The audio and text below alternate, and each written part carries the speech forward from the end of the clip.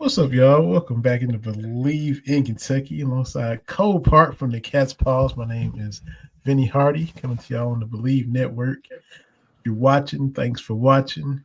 If you're listening, thanks for listening. Please rate, review, and subscribe. And if you know somebody that would like the podcast, just pass the word on to them.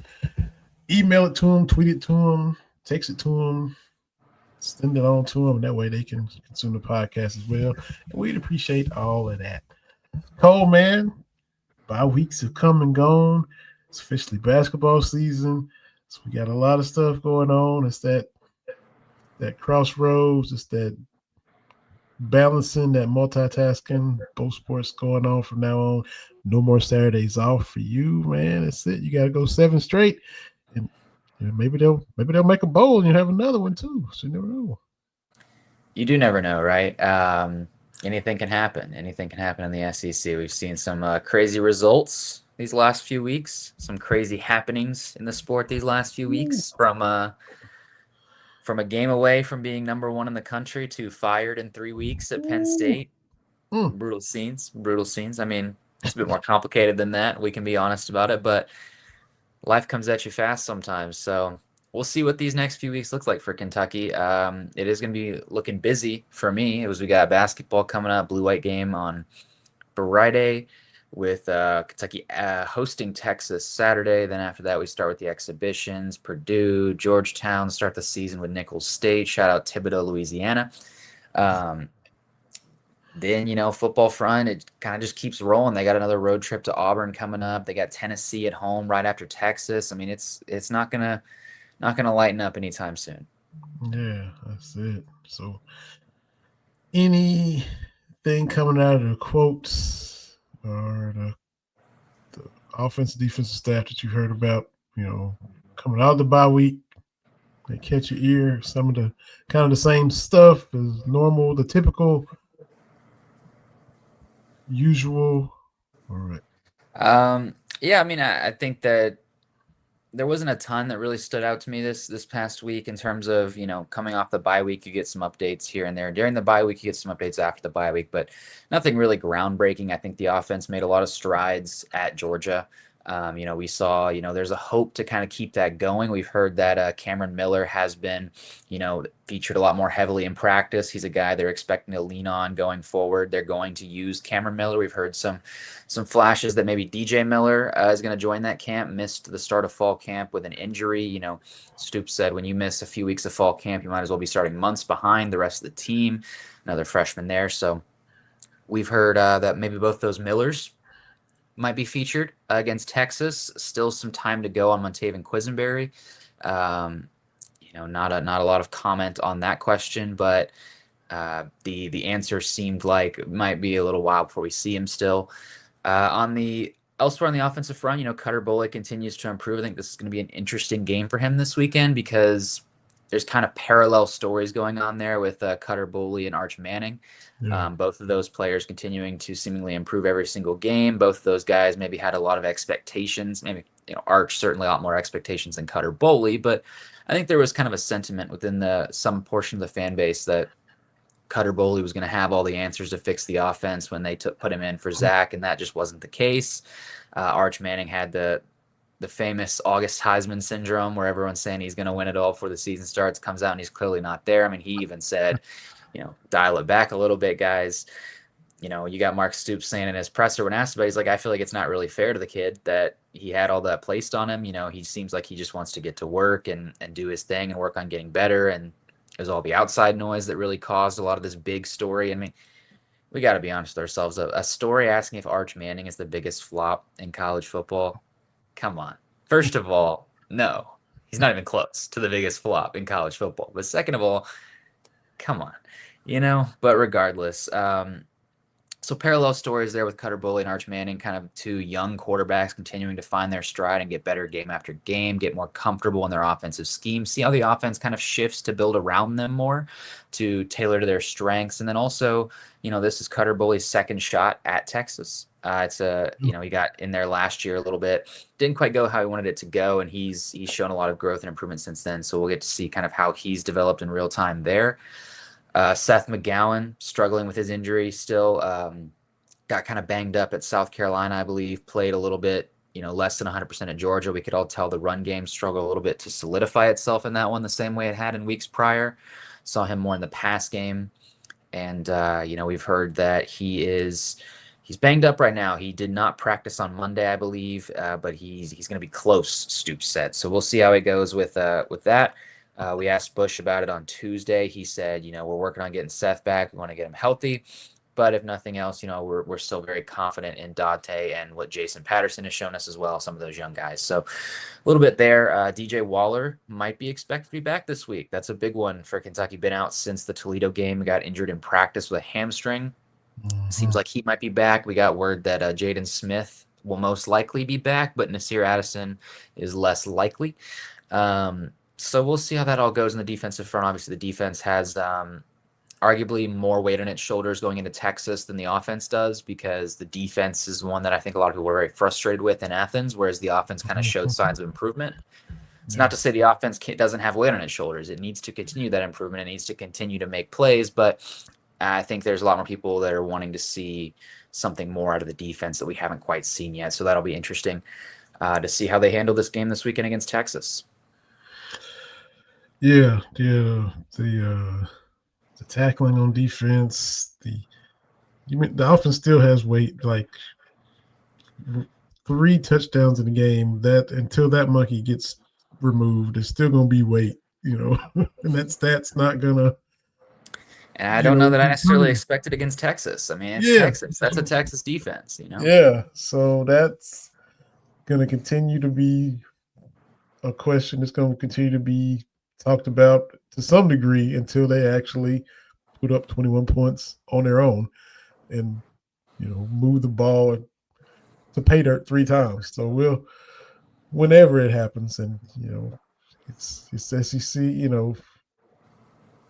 Tennessee, Auburn, it's going to be tough for that to happen, but that's why they're paying you that money, and that's why you. Paying a lot of So money. one of these days, maybe they'll break through. It's crazy that that's even a topic, and it's crazy that you see Mark's story. We have to scoreboard watch what Tennessee Tech is doing because it's we shouldn't have to worry about that. No matter how good they are, But these are some of the things, as well as rumors about Virginia Tech and the contract and Mitch Barnhart seeming to still kind of be cool with everything. A lot of stuff going on, which we text each other about that. What a week this is going to be, and that was before James Franklin got fired. But we knew it was going to be just on the Kentucky front quite a week, and then had other stuff elements thrown in as well. Yeah, I mean, certainly. Crazy week of college football, and Franklin, I wrote a pretty long story about the coaching carousel and where it puts Kentucky right now. Mm-hmm. It's not a very good spot that Kentucky's in right now, regardless of whether or not they make a move. It's not a very good spot that they're in right now. I think Franklin was the seventh power conference coach to lose his job, and if it's not that number specifically, it's not going to stay that number regardless, because there's several more coaches that we know of at the level in the SEC even that, if we're being honest with ourselves, are probably not going to be holding their position past the end of the season. And then I even wrote about, you have other factors too. So you look at these Penn State, like the Penn State job being open. So a lot of the names that are being thrown around there are Indiana's Signetti, or you have Rule at Nebraska. So if those guys get poached, suddenly Nebraska's in the market for a new coach too. That adds just another team to the list that's looking to hire those guys, and you're in a harder and harder spot to get a guy you want, even if you do move on from Mark Stoops. And if you did move on from Mark Stoops, that's a lot of money you'd have to spend to do it.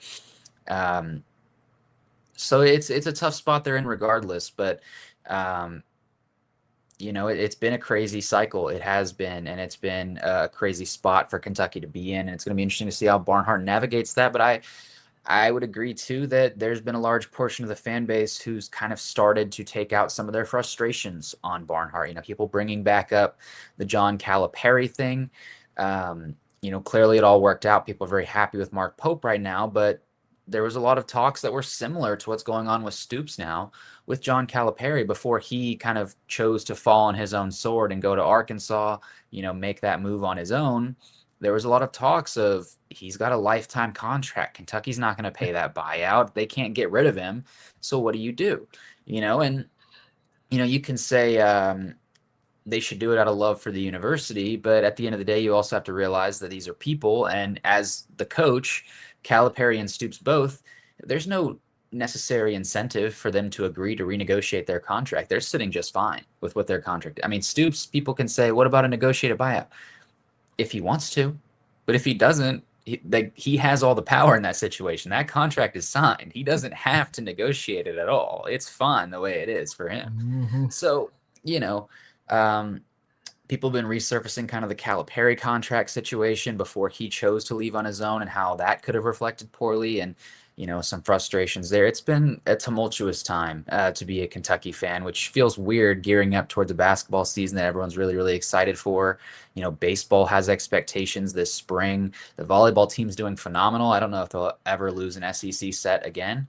Um, They lost one a like minute ago, but they're up 2-1 on Auburn, I think. Last I looked. yeah, I mean, So God forbid they've lost like 3 sets in their last like 25 or something like that. It's kind of Craig crazy, but Skinner, what is wrong with you, Coach Skinner? My I God. know just brutalizing these other teams out there. It's it's crazy, but yeah, it's weird to say because you look across the board, the athletics program seems like it's in a pretty good spot apart from maybe football right now. And even saying that, it's the team's 2-3 right now. We can say what we want to about upcoming games and what may or may not happen. They haven't lost the games yet. They're still just 2-3, 0-3 in the SEC. Like you said, it takes 4 wins to get to a bowl game. They could easily get back to a bowl game this year if some things fall the right way. And from talking to the players, it seems like a lot of them seem to at least outwardly put out that they believe that that's possible, that they think that this team is capable of doing that. I mean, I think it was Cutter Boley who said, this team believes we can win every single game we play. We haven't gone into a single game saying we don't think we can win this. And, obviously that's the attitude you want to have, but that's not necessarily the attitude the fans are taking into certain games. And, Yeah, that's true. that's why they play the games, right? We'll see how it all shakes out, but that's why you play the games. So it does feel like we're throwing the baby out with the bathwater a little bit in terms of saying, 4-8 or 3-9 for a team that's 2-3 right now. But we also know the schedule that lays ahead of them, and some of the problems we've seen from this team. So it's weird to say when you look at it from the outside, if you're not in the loop, it's like, yeah, they're fine athletics program wise. Arguably, they're better than a lot of other athletics departments around the country are right now, but there's still a lot of frustration and growing resentment within that fan base. And that's going to be interesting to see how it continues to develop. Yeah, and it's long term. What is it? What is it going to be? It's hard to. I think you said it before we started. It's hard to maybe reignite it when it's looking like it's starting to flicker. The flame is, barely still got any life to it. What makes you think it's going to be this 180 and boom, it's right back to where it was when you went in 10 games again? If say you beat Texas, great, you feel good, you be happy, and nice win, but long term, do you? Eh, and for the Cynics, well, you beat Ole Miss last year, and we're 3-2, and still finished 4-8. So it's like you said, it's the momentum or the feeling, the sentiment online from the fan base is kind of starting like the avalanche is starting to kind of just build steam, and it's hard to kind of turn that off. People love to be negative anyway, whether you have reason to or not, but then it just kind of keeps building and consuming it. It's like the fire, and it's got a lot of gas, and it's got a lot of juice to the flames of the fan sentiment right now. Yeah, I mean, I think they were talking about it on the CBS Sports Eye on College Basketball podcast. A topic came up about jobs and long-term stuff, and the problem that you face as a coach, it's Steve Sarkisian was quoted as saying at the start of the week, he said it's a testament to the business we're in. Looking at the James Franklin firing, he's like, this all tells you where we're at right now. Um, Once you lose the fan base, it is very hard to get it back. And the point they were Yes. making on the podcast, I think Gary Parrish, GP said, He said, if you're somewhere that has expectations, somewhere that expects to be better, if you rebound from a bad season or a bad time with a good season, it doesn't mean everything's okay again. It kind of just means that once the fan base turns their back on you, even if you start improving, they're just waiting for the next bad one and you're gone. It doesn't matter how much you don't really build up much of a grace again. The second you start winning games again, it's like, okay, this is great. But as soon as it starts to descend again, people are like, pull the trigger.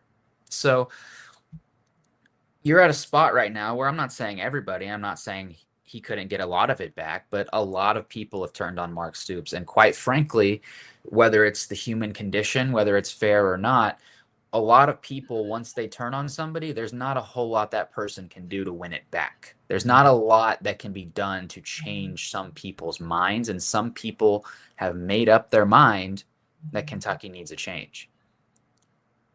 Mm-hmm. There was some of that with Cal, even when it was going good. There was, especially those older than me, we knew there was some stuff at UMass and some stuff at Memphis. And I was just like, look, man, I was like holding my breath. Don't let's just hope we don't have the same stuff happen here. Hopefully, it doesn't follow. That stuff doesn't travel. But there were some that were kind of against him from the jump, even though they were winning, and just were waiting for, like you said, waiting for to kind of come back to earth. Couldn't say anything when you go into 4 Final Fours in 5 years, winning a title, a runner up. You can't really look. You can't really complain. You don't like him, and not a fan and all this, but hey, I can't. Can't really say all these recruiting classes, guys going to the NBA, it's rolling. But the minute the tires start to get a little bit flat, the engine started to get a little knock and ping, then here they come. Well, I never liked that guy anyway. Yeah, I mean, I think a lot of this happens gradually and at different points for people, right? Obviously, like you said, with Calipari, he's a very big personality. There are going to be those who are opposed to him from the beginning, whether it's because of the allegation stuff and nothing heinous, right? Just like in terms of like sports illegalities with recruiting and stuff like that. Let's put that out there.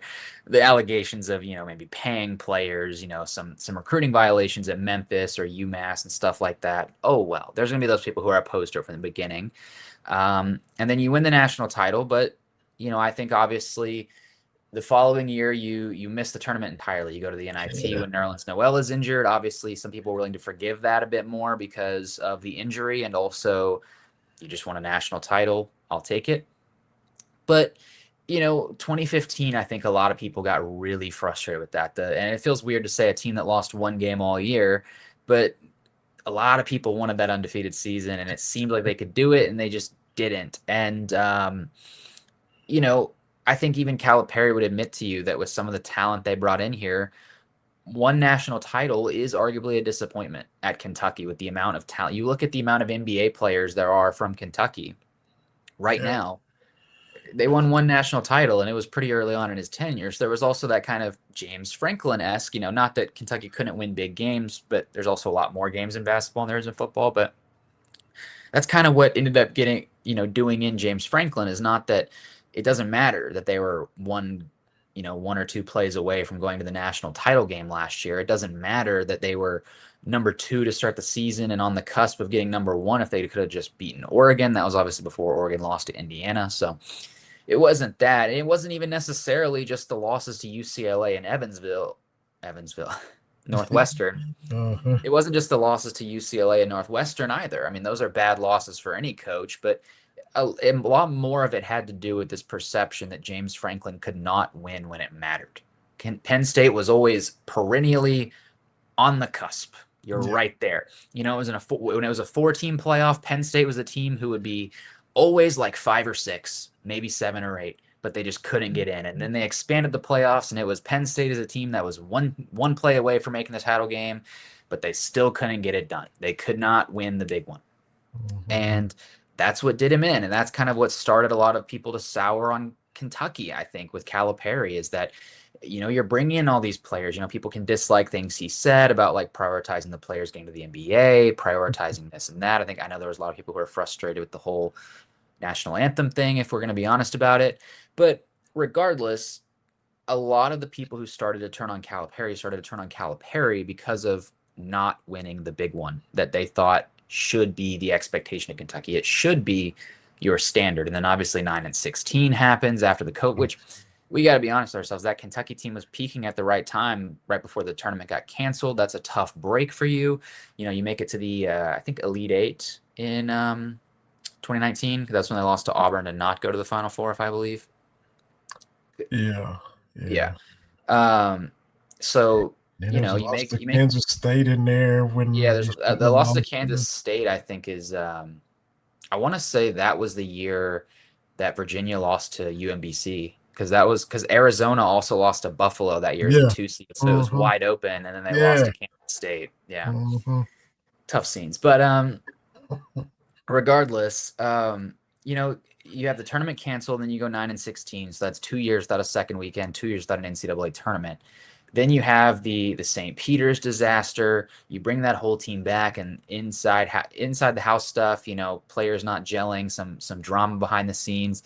That team ends up being nothing really. I mean, they win their first game against Providence, Bryce Hopkins, but then you lose one to Kansas State again, and it Yeah. kind of just feels like that team never clicked. You brought back a team that had beat the national champion the year prior. You brought back a team that had the national player of the year.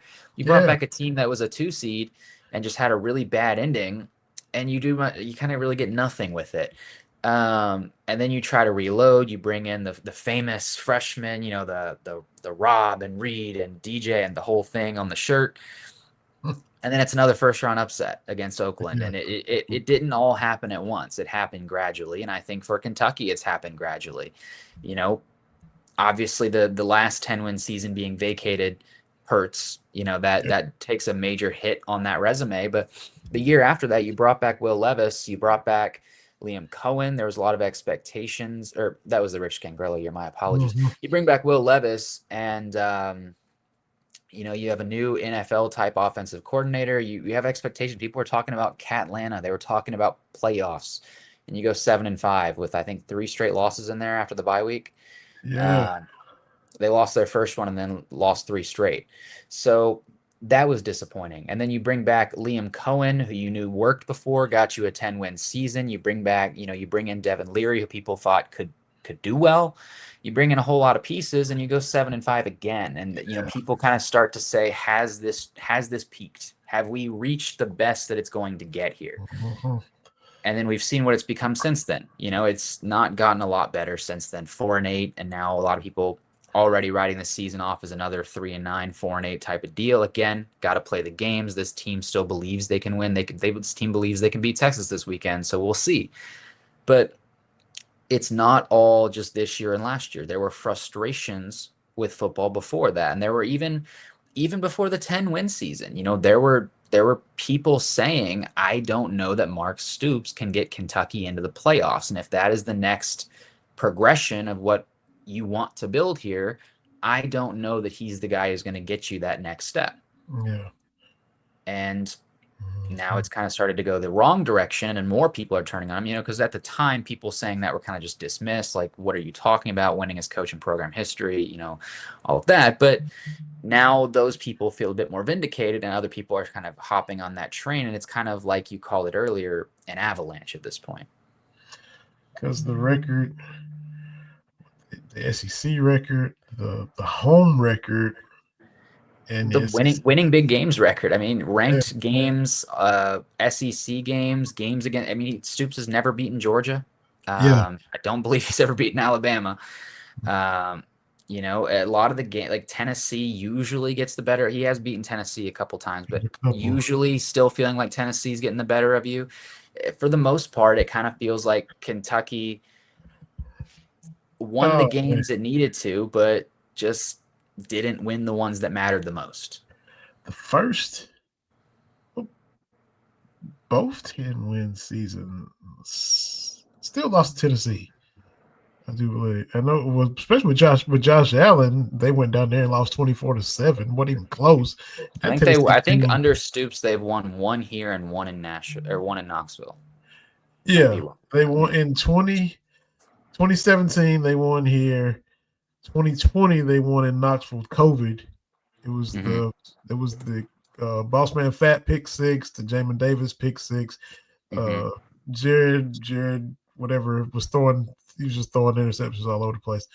But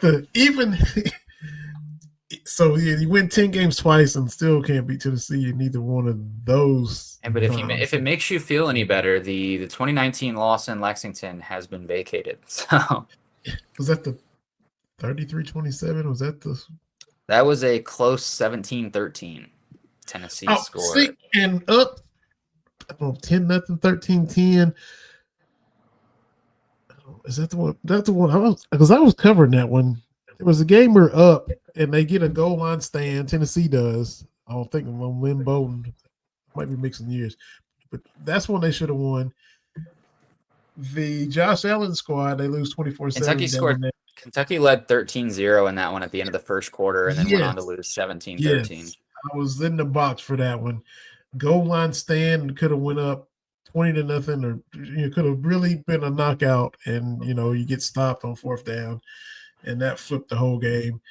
They lose Vacated in now though. Vacated now though. Losing in Knoxville, because that's the year, you're really starting to feel good about yourself. Kentucky is kind of respectable in the SEC. They end up going 9-3. That's when you turn on, College Football Live, Fine Bob, all these shows, and Kentucky's in the lead segment. Kentucky's getting talked about. And as a fan or somebody that covers them, or somebody that does podcasts like we, you feel good. Kentucky's at the big boy table.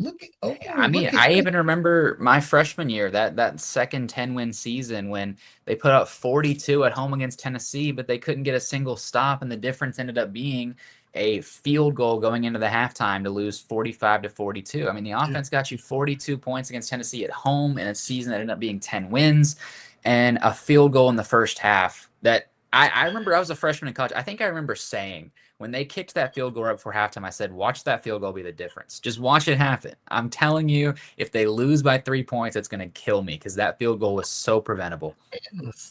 And that's why, with Josh Allen, I want us to go down there and just destroy them, because they weren't good and they still ended up winning. The game that Kentucky won when Stoops beat them at home, that was Butch Jones. Tennessee went on to go 0-8 in the SEC that year, and it was all we could do to beat them. They were thrown in the end zone in the fourth quarter because we lost the turnover battle 4-0, had 4 giveaways. I think they won 29-26 or something like that. Steven Johnson was heroic. He was like doing backflips. Great memory. That's a great memory, Vinny. 29-26. He had a broken shoulder and came out and did a cartwheel and into the end zone.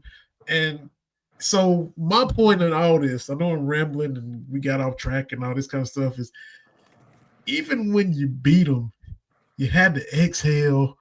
We were all in the press box holding our breath because if they complete this pass, we're going to lose on a buzzer beater and they're going to walk out of here with another win. You still just never been able to just crush Tennessee outside of the 34-7 COVID game. And they love to say, well, we didn't even have nobody in the stand. Nobody was even in Neyland Stadium that day. We had Jeremy Pruitt coach. So we can't just crush them. You want to talk about another painful Tennessee loss that's hard to remember. Just a few years after all that, the one that was, people were talking about Catlanta, people were talking about this and that, 2022, I believe. Was that the second year with Levis? Yes, I think so. Maybe. But regardless, that's the one it was. You start off 4-0, get ranked number 7 in the country, and then you lose at Ole Miss, lose at South Carolina, drop back to the low 20s. You bounce back with the win over Mississippi State, and you go down to Tennessee saying, all right, we took 2 losses we should not have taken. It was a rough skid. Let's just get this back on track. You go down to Tennessee and lose 44-6. Yeah. That game more than anything else that season said you are not at the big boys table. You are still Yes. a step below. And they went on to Yes. finish 7-6 that year. I mean, it kind of just Yeah. feels like Tennessee is a bit of a gut punch sometimes, aren't they? Always. Always. Always. And you go back to all the years during the streak. And I was like, look, 1984, I was 7 years old. I always say it. I said, if I'd known that was going to be the last time we beat Tennessee for 27 years, I'd have paid more attention. I don't remember the 1984 game. I was running around doing whatever a first grader does because 1984, Kentucky wins 17-12 in Neyland Stadium. The next time they beat Tennessee, I'm 34 years old, married with 2 kids, Cole. This is why the orange just that's why we hate Louisville, but we've seen Louisville wins in all the sports. But the football wins over Tennessee are so few and so far between. And even when you get one, you have to struggle and fight and claw to beat a team that's not even good as you in that particular year, and it's still way closer than it should be. This is this is why the Tennessee stuff just it just haunts us, man. Yeah, I mean it's heartbreaking sometimes, and Yeah. it's kind of been a story of Kentucky football is that every year they've gotten a lot of those big wins, they've been able to take advantage of you know, some of those more down Florida teams, some of those South Carolina teams, those Vanderbilt games, which are only seemingly going to get harder as long as Clark Lee's there. Yeah. But they were still, even those years when they peaked, they were still never able to really beat the Tennessees and the Georgias with consistency. And because you couldn't do that, you never really felt like you were actually at the top of the SEC. Yep. And now you're at the bottom of the SEC. So, I mean, you know, Missouri made it to Atlanta. Like the first year or two, they were in the league. South Carolina has been, you know, Mississippi State in '98 went to Atlanta against Tennessee the year Tennessee won a championship. So, we all these teams around supposedly our level, our section of the cafeteria have actually put it together and made a run. Indiana, we mentioned them, Penn State, James Franklin, he should win more big games. But this year, you can no shame in losing to Oregon. That's a elite team. Kids in this century, Oregon is a blue blood to kids in the 21st century. They've been doing it for a while. I So wonder if no they shame make in the losing. team. I wonder if they make the team write thank you letters to Nike. They should. But to follow that up with UCLA, and look, I'm outside of Knoxville. These Tennessee fans have been hate watching UCLA. Every time Nico loses, they love it. And after UCLA lost to Northwestern, I was like, they're not going to win a game this year. They lost Thought they were destined for 0-12, and now they got 2 wins. What do you know? took Penn State behind the woodshed. And I so, remember I think I was at a media day for I think that was right before media day for basketball, I want to say. And I remember I was talking to someone. I said, "Can you imagine how funny it would be if UCLA went 1-11 with their one win being Penn State?" But no, they ended up getting another one, so that dream's dead. But regardless, crazy scenario nonetheless. And then you follow it up with the loss to I want to say Evansville every time, both purple, I guess. You follow it up with the loss to Northwestern at home. I mean, God bless that. That's a killer for and I think you also have to factor again with the parallels. It's a little bit like the freshman year, like Calipari's last year with the Rob and the Reed and the shirt always comes to my mind when I think of that year. That's the only thing I want to remember from that year. But it's kind of the same thing where it wasn't necessarily just this was a bad season. It wasn't just that you haven't won the big games. It was that this one was supposed to be the one. yeah, This year, more than anything else, was supposed to be Penn State's year. Like, all right, this is your shot, Penn State. You want to prove you still got it? Do it this year. And that was the one for Calipari that was like, all right, you say this freshman thing's going to work. You say like you can still recruit, that you still got it. Prove it with this team. And then at least Calipari had the decency to get to the tournament before he just wet himself there. But Penn State, just a few weeks into the season, you've already lost 3 games. Man, Like, they're not going to go to the playoffs. Your quarterback's out for the season. They're done. They've yeah. gotten like their year is done halfway through the season. So that life comes at you fast. It really does.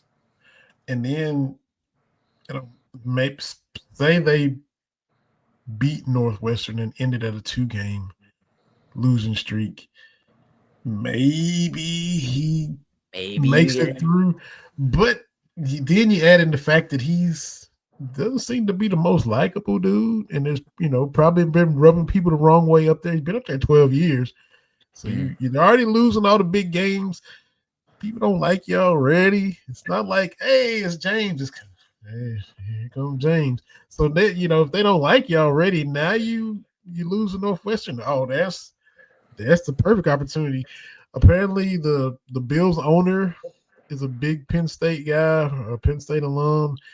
I guess him and Franklin weren't really that cool. Didn't really have a relationship. So you out here losing to Northwestern. I'm gonna go ahead and yeah. I mean, write this buyout check. I think you have to look at too, even before the loss, Northwestern officially sealed the deal of like, this is a disaster. I mean, Yeah, as soon as the UCLA loss happened, you're looking at a 2-loss Penn State team and you're looking ahead and you're like, well, I still see Indiana and Nebraska. Those aren't easy. And then, oh, what's that? That's Ohio State. yeah, You know, three losses seemed like the destiny regardless. Once you lost to Oregon, I think people are like, well, they're not beating Ohio State. So that's 2 losses. And then you lose to UCLA. They're like, well, we're a 3-loss team. We're not going to the playoffs. But that third loss is still down the line. Maybe we can do it. They lost to Northwestern. So yeah. it's just like you're kind of trying, like, in a 3-week span, it went from like this team could win the Big Ten to this team might finish 6-6. Yeah. My other podcast, Cats Talk Wednesday, my co-host Terry Brown, his wife is from Iowa. He lives out there now, and everybody laughs at them, their offense, and they parents' son has to go because they can't score and all this, that, and the other. But if we're being honest, we would trade with them. He's been up there 25, 30 years. He beats Iowa State like he should. You keep little brother in his place. You win 9, 10 games pretty much consistently. Even if you get field goals and safeties and weird ways to get points on the board, they'll still up and beat a Michigan and Ohio State. I think 2017 they beat Ohio State 55-24, 55. They blew Ohio State out. We've never beat Alabama 55-24. We've never beat Georgia, never blown Never out. beat Georgia, period. Yeah, much less blow them out. Kirk Ferentz blew Ohio State out less than a decade ago. So this, his record, you got to lose a record against them, but they can actually hang their hat on, hey, we know what it's like to just blow out the big bad Buckeyes, So as much as we laugh at Iowa, we can, we take their resume if we're being Yeah, honest. man. I think that when you look at the expectations for Kentucky football, there are those who are dreamers. There are those who are unrealistic anyway. Kentucky's, especially in football, they're never going to be what Alabama is or what Georgia is. Kentucky is going to spend more on basketball than any other school in the SEC.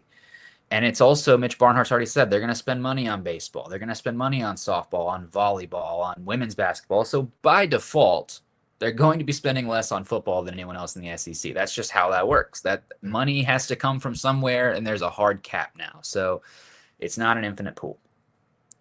I don't think people are expecting Kentucky to be a Georgia. I don't think they're ever expecting Kentucky to be even a Penn State necessarily. But if you could have just been what Iowa is, where if you can, I'll take a 7-6 season with routine ease if there's the promise that every now and again we'll get to 10 wins.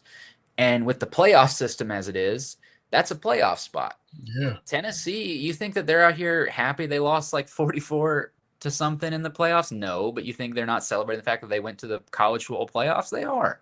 Yeah. They're out here saying we're a college football playoff team. It doesn't matter what the final score was. It was Ohio State, who cares? Mm-hmm. But that doesn't matter. What matters is that you got there. And Iowa, with its situation, I mean, it's going to be harder now that Indiana's good. It's going to be harder if Nebraska's good on years. But if you can just finish with a winning record more often than not and bring in enough talent that you can occasionally have a 10 or 11 win season, you can go to the playoffs and you can be a team that maybe you don't win at all. Maybe you could win it all one year. Maybe you don't for a long time, though, but you're there. You're at the conversation. You got a seat at the table, you know? Um, Kentucky didn't have the benefit of peaking with 10 wins when the college football playoff was expanded. I think there's been since then been like reports that like, if the bracket had existed back then, Kentucky would have gone to the playoffs, but at the end of the day, it didn't. So it kind of just always felt like you were one step out. And now that the bracket Mhm. is expanded, now you're nose diving. So, I kind of agree with you. I think that it might be frustrating sometimes to be an Iowa fan, but you'd probably take that situation in what college football is 10 times out of 10 times as opposed to what Kentucky's in, because at the end of the day, we're always going to have to understand there are levels to this. And I don't think anybody is rationally expecting Kentucky to be a Georgia. You're just expecting Kentucky to be a team that could every so often make the playoffs, win Mhm. more conference games than you're losing most of the time, Yes. you know? And a lot of people just don't believe that Stoops can do that anymore. And even during those 10 win seasons, it was close sometimes with the SEC record. It was close. And it Yeah. still felt like they still didn't feel like a lot of those times like they were truly winning those big games, like you said, with Iowa occasionally beating an Ohio State. I don't care if Ohio State beats you 6 times for every one win you get against them. That's Ohio State, Yeah. you know? But Kentucky's never beaten Georgia. Mark Stoops is the longest tenured head coach in the SEC, has never beaten the Georgia Bulldogs, not a Mhm. single time. Has two Mhm. wins over Tennessee, playing them every single year. And now you're going to continue to play them every single year with the new scheduling format. And then you add in Texas. We'll see this weekend. We'll see. It's possible, but if last year's going to go off of, Texas joins the conference, immediately gets its win. Yeah. Alabama is just going to continue to win over. Mhm. Like, it doesn't seem like there's those opportunities. And granted, the SEC is probably harder than the Big Ten is. The Big Ten has a very top-heavy portion of its conference. Don't get me wrong. I would say the top of the Big Ten might be on par with SEC, but let's not pretend the bottom half of the Big Ten is. Let's you know, as much as we can clown on Mississippi State or Vanderbilt some years, or frankly Kentucky, I'm also down to clown on your Rutgers and your Northwestern and your those kind of schools. So Purdue. Uh-huh. Purdue, that's a big one. Golly, for a little while they're Indiana until they got Yeah. Signet. But And that again kind of you throw that up as for another you throw out Vanderbilt for too. I mean, another yeah for Stoops. Well, look at Indiana, man. Look at yeah, Vanderbilt. So I've seen plenty of people saying like, "Don't tell me it can't happen here," because yeah, look, I'm looking at it. Indiana is generally a basketball school, and they've got Signetti, and it's possible they lose him, but it's possible they keep him. Quite frankly, he's got Indiana yeah, number 3 in the country after going to the playoffs in year one, I believe. And then you got Vanderbilt saying it can't be done. Vanderbilt's the doormat of the SEC. Well, now you're the doormat of the SEC because Vanderbilt's out here beating Alabama. When was the yeah. last time you beat Alabama? Probably don't remember. 97, Yeah, 1997, like and before that, 1922. So exactly. yeah, because we, celebrated, stormed the field and ripped down the goalpost and all that because Anwar Stewart, it was a blocked field goal, and I think Anwar picked it up, scoop and score. That was a big play in the win over Alabama in '97 because they didn't play every year, but that was the first time Kentucky had beaten Alabama in 75 years. It was an Yeah, Herald leader. It was no Twitter, but it was all WKYT, Rob Bromley. Cats get the first win over the Tide in 3/4 of a century. It was a big thing because it never happened. You know, exactly. And what the key difference there is Vanderbilt last year finished barely above 500, right? Like nobody was like lying to ourselves saying it was like the craziest thing ever. But it was a foundation, and more than anything else, it was a foundation that proved like Vanderbilt, if Vanderbilt's going to be good, if Vanderbilt's going to grow under Clark Lee, it's going to get wins. It still lost some games it shouldn't have lost. It lost to Georgia State last year. We're not going to pretend that didn't happen. I'm not going to pretend that didn't happen. They got their lick back this year, but I will not pretend that did not happen.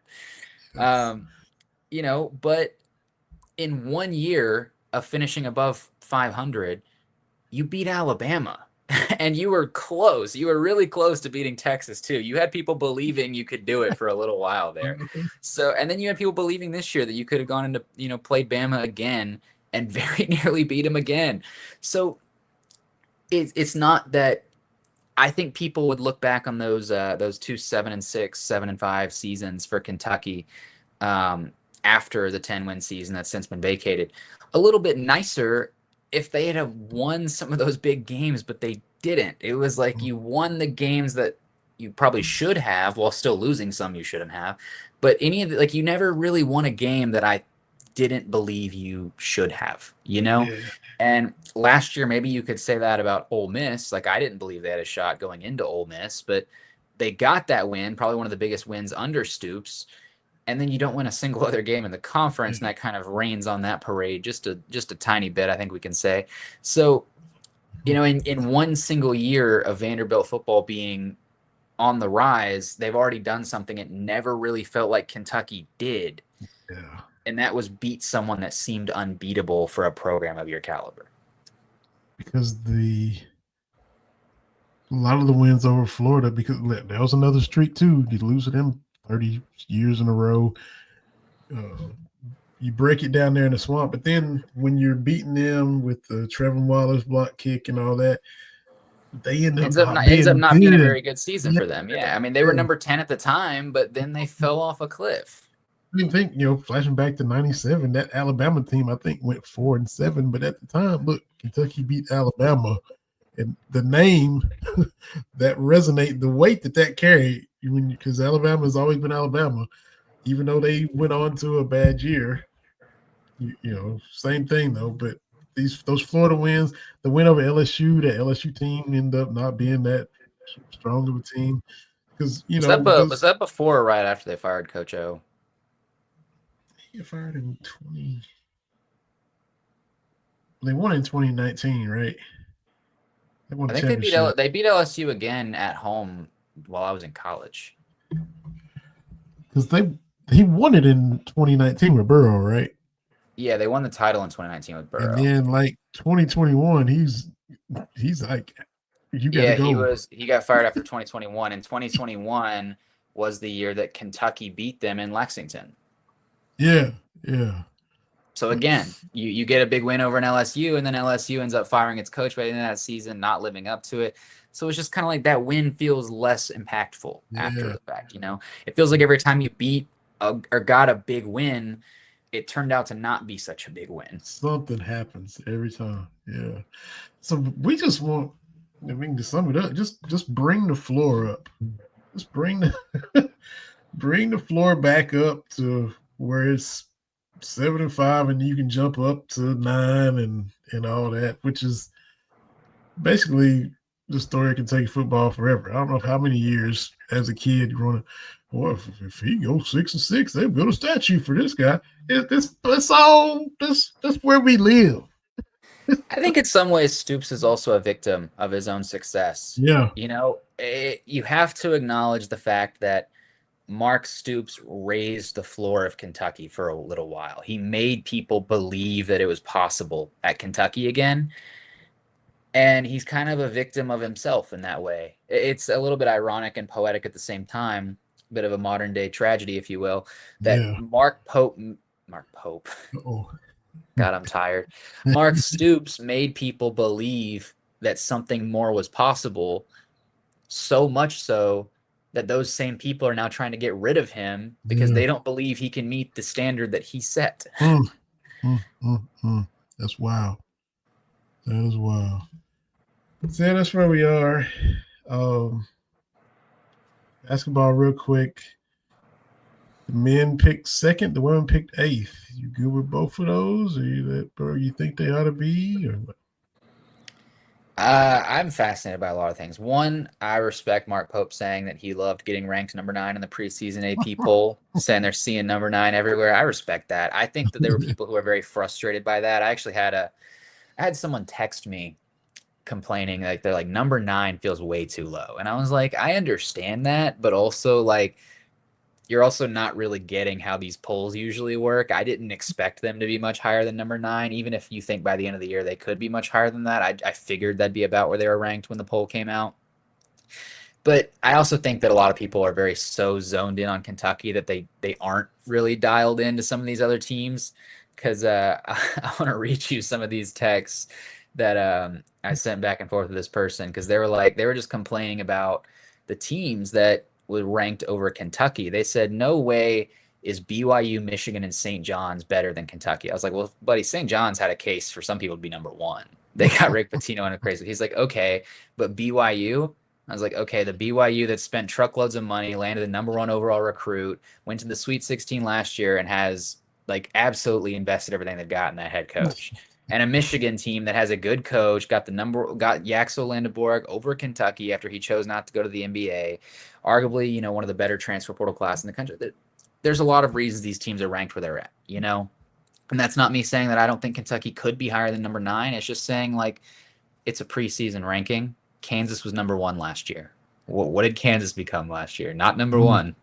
Not number 1. They weren't ranked in the final poll, lost to Calipari's Hogs in the first round. Sure did. So I didn't think too much of it. But being picked second in the SEC, I don't hate it. Not when you have Florida, coming back after fresh off a national title. I don't think Florida is going to be national title level again this year. There's a lot of people that do. I don't personally predict it. But preseason, before games have been played, it's a safe bet to put them number 1. Play it safe. I don't hate Kentucky being second there. I picked Kentucky to win the SEC in our Cat's Paws yearbook, which just came out. Basketball yearbook, you can get yours now. I picked Kentucky to win the SEC. So I believe I did anyway.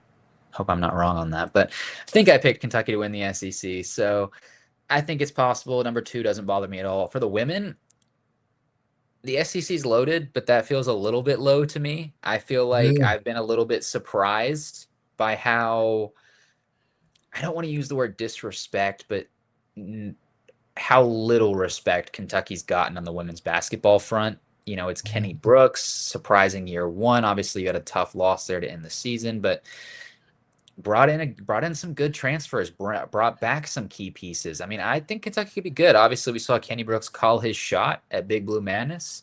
He said, "We will not rest until we've won a national championship." He actually, I've got the list here. He actually doubled down on that. He had a quote that was really, really impactful to me, actually, at SEC Media Days. I want to read this just in full, quite frankly, if I can. One of the longest opening statements I've ever seen in my life, by the way. We're gonna move past that. But he was asked, you said you're not going to stop till this team wins a national championship. What gives you the confidence to make that kind of statement when you've had such a short time at Kentucky? What do you see being possible from this team? And his answer says, I did make that statement. That's why I came here. I wanted an opportunity to compete at a very high level. If you can compete at a high level in this league, you'll give yourself a chance to win a national championship. I think everyone should try to play for that. I don't know if anybody's going to come in and say, I just want to get to the tournament. I've been there. You want to go a step further. I've had a taste of the Final Four. It was wonderful. You want to get back, but this time you want to win it. I think it'd be cheating. I think I would be cheating Kentucky fans if I didn't think that way. If you're not confident enough to say that's what you want to accomplish, then you're really not doing your job. We have the resources. We have the support, whether it's from our administration or our fans, our fan base. The Kentucky brand gives you the opportunity to dream big. We feel like if we continue to work hard, we can work towards a goal, understanding that only one team wins. It's very hard to do. But if you're not working towards that goal, if you're too afraid to say it, maybe you're just not confident enough to speak it into existence. That's bars. That's a mic drop for Kenny. He had a couple more questions after that, but honestly, if it was me, I'm dropping the mic after that one. That's all you need to say, Yeah. And I'm with you. There's quite a few teams that are picked ahead of them in the conference that they beat last year. I mean, they beat Oklahoma, smoked Tennessee at home, blew them out by like 25. South Carolina just had one of their better players be yeah, announced as out for the season, I Chloe believe. Kitts, man. Chloe Kitts Yeah, tore an ACL. that's a brutal loss. Because she's a senior veteran, been there through all the wars, and been part of championship teams, and so that's not saying that they're still loaded. You don't wish anybody to be injured, and Dawn's got a squad down there. She does, but that's still gonna be a blow. They're gonna have to figure out how to next woman up for her. But yeah, that's a Absolutely. big loss. So yeah, I thought eighth. I think Vanderbilt was picked ahead of them. They beat them too. A lot of teams, that Kentucky's already beaten in year one of Kenny Brooks that got more love in these preseason polls that don't mean anything, but still, it's don't think they didn't see that. That's some stuff they filed away.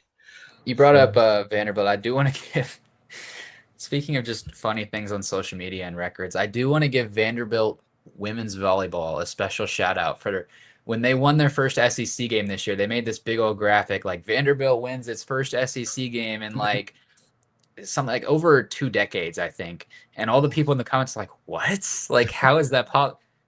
They shut down their program. This is their first year. This is their first year back as a program since the 80s, I think. And they won their first SEC game. And they don't explain that. They just post first win in like 30, 40 years. And everyone's like, wait, what?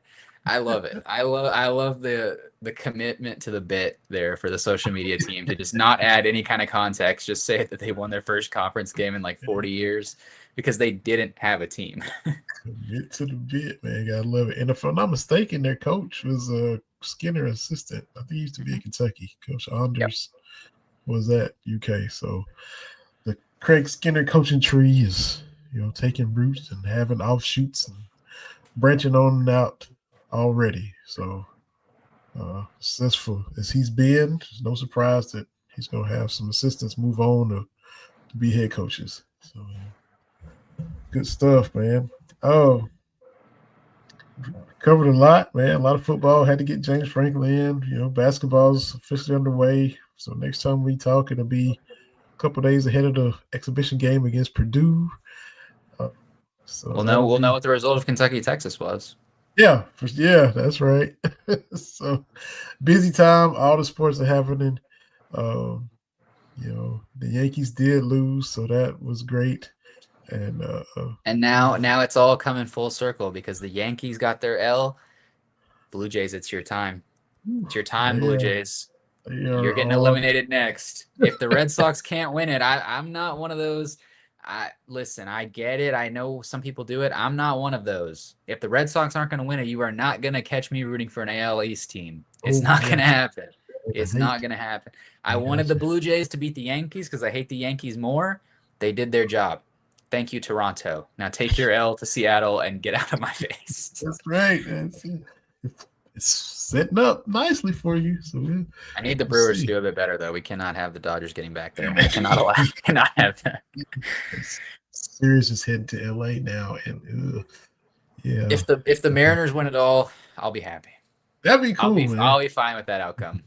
Yeah, it's like when the Bruins lost in Game 7 to the Blues. I was pretty upset, but I was like, if we're gonna lose it, if it had to be somebody, like I don't care that it was the Blues. Like okay, a team that had never won it before, whatever. If it can't be my team, I want it to be someone that I don't hate, that's never won it before, that doesn't have a bunch of success. Just have at it. So let's go Mariners. Let's go Mariners. Get that first ever trip to the World Series for Seattle. Maybe that'll happen soon. And keep in mind a crazy stat that this could be their first ever trip to the World Series for a team that still, to this day, holds the best record in baseball history. Yeah, because they couldn't get it done against the Yankees that year. Yep, that was the Yankees in the ALCS, I believe. Yeah, they won 1 billion games. They had a squad. I think they won 106, 108, something like that. It was ridiculous how many they won. Yeah, at least. I'm thinking 116.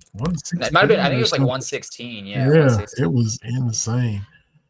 It was almost 116. Almost a 750 clip, man. All for a whole season. Played 750 ball from April to October, and then The Yankees took them out, which everybody hates the Yankees.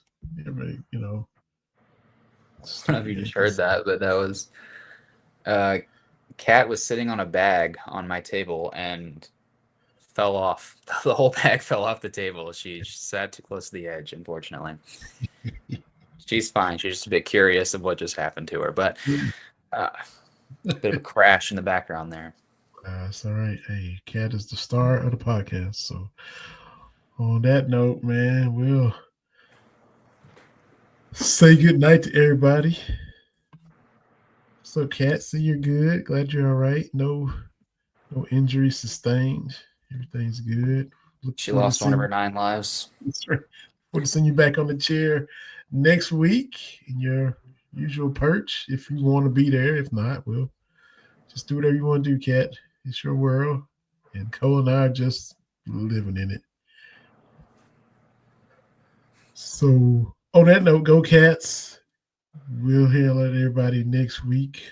Believe in Kentucky, Believe Podcast Network. Check Cole out on the Cats Balls, Big Blue Insider, Bleach Report, wherever else he's at on radio.